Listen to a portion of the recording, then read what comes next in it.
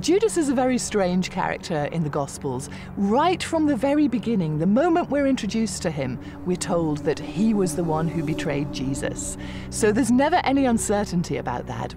One of the difficulties in the Gospel texts is that we're not specifically told, at least not by our earliest source, Mark's Gospel, why Judas did it. It's completely inexplicable.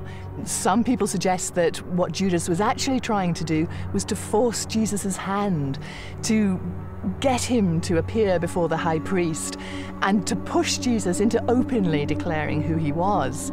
Maybe Judas was hoping for a more political kingdom and got disillusioned with Jesus. Some people have suggested that Judas was even doing Jesus' bidding here. And ironically, in a way, is that if it hadn't been for Judas and his betrayal, none of the final events of Jesus' life would ever have happened.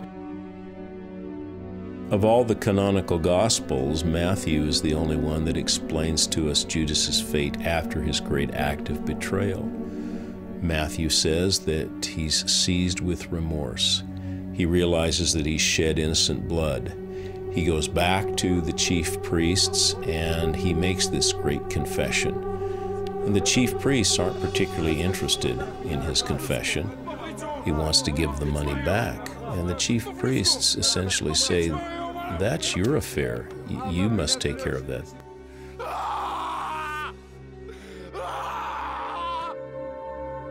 Judas has always been seen as the archetypal evil man, the bad guy of history.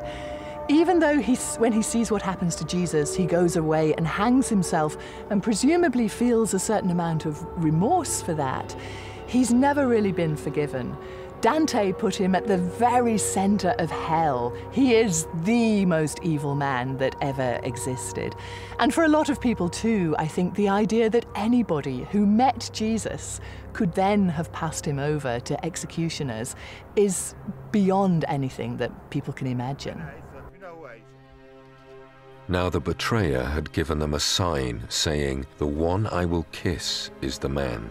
Seize him and lead him away under guard." The kiss, which has become famous in story, in song, in art, the Judas kiss, the kiss of betrayal, was a tremendously symbolic act.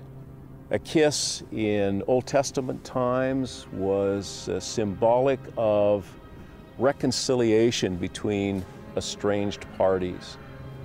For example, Jacob and Esau have been estranged for 20 years.